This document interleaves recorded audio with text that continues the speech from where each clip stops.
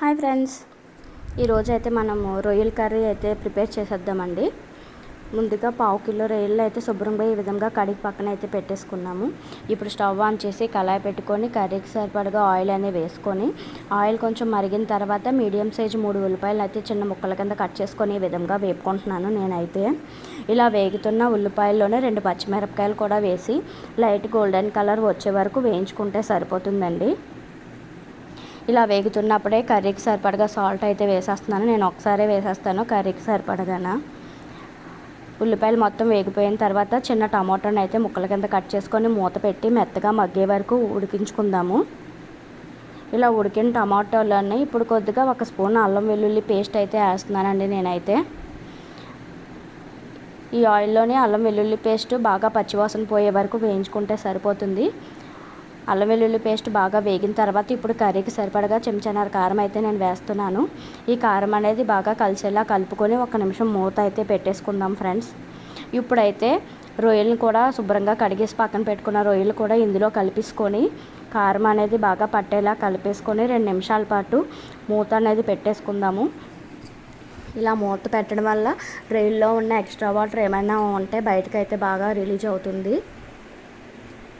మనం వాటర్ వేయకుండానే ఈ విధంగా అయితే వాటర్ అనేది బయటకు రిలీజ్ అయింది కదా. ఇప్పుడు కొద్దిగా వాటర్ని అయితే నేను యాడ్ చేస్తున్నాను. మొత్తం రొయ్యలు మొత్తం నీట్గా మెత్తగా ఉడికించుకుందాము. నిన్న సండే కదా, సండే నేను బిర్యానీ చేశాను. బిర్యానీ కోసం మొత్తంగా ఈ విధంగా రెడీ చేసి పక్కన అయితే పెట్టేసుకున్నాను. ఫైనల్గా కొద్దిగా కొత్తిమీర ఫ్లేవర్ కోసం బిర్యానీ ఆకునైతే వేసుకున్నాను. రొయ్యల కర్రీ అయితే మొత్తం ఈ విధంగా రెడీ అయిపోయింది ఫ్రెండ్స్. నెక్స్ట్ నిన్న బిర్యానీ అయితే చేశాను నేను. మా పాప నేను చేస్తానని మొత్తం అన్నీ కలిపి ఒకసారి కుక్కర్లో అయితే ఈ విధంగా వేసేసి కలిపేస్తుంది. చూడండి, హెల్ప్ చేస్తుంది నాకైతేని. నెక్స్ట్ నేను రొయ్యలు చేసిన కర్రీలోని కొద్దిగా రొయ్యలు అవి తీసి పిల్లల కోసం రొయ్యల పకోడీ అనేది చేస్తున్నాను. వాళ్ళకి రొయ్యల పకోడీ అనేది చాలా ఇష్టం.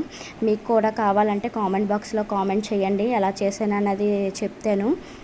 ఈ వీడియో కనుక మీకు నచ్చినట్లయితే ఒక లైక్ అయితే చేసుకోండి ఫ్రెండ్స్.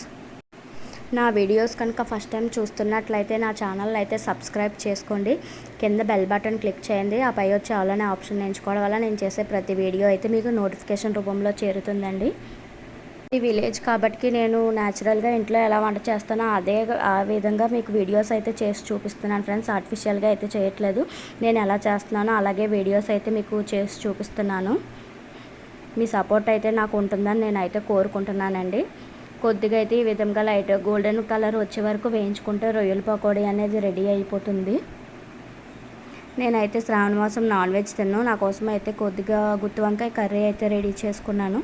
ఈ వీడియో కనుక మీకు నచ్చినట్లయితే ఒక లైక్ అయితే చేసుకోండి ఫ్రెండ్స్. Thanks for watching.